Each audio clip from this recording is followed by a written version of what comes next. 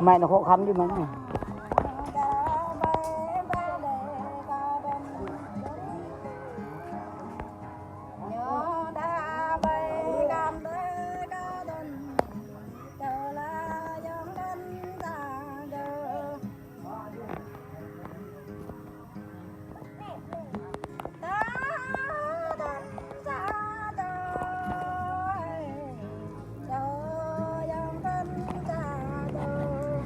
cùng quên vậy.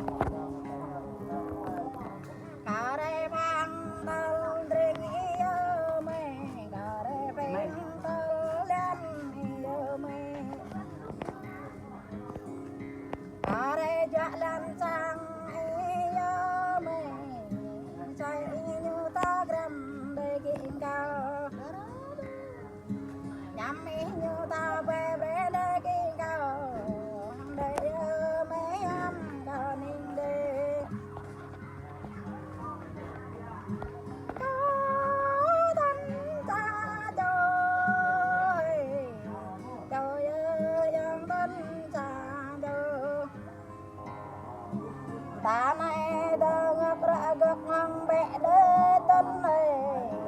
ta này ra đê hằng gờ ông ta này ra hằng ta ra hằng bờ đê tân này ta này ra cho bể ta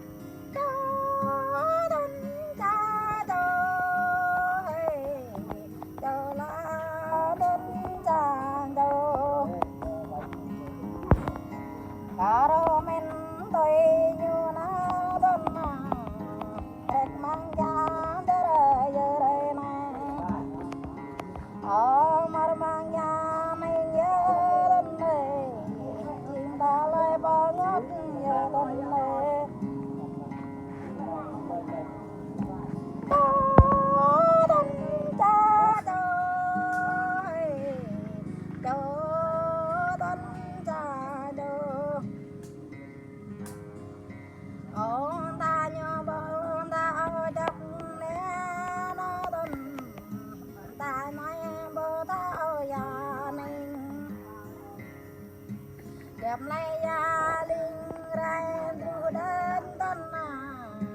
rau hồ rai mai là tân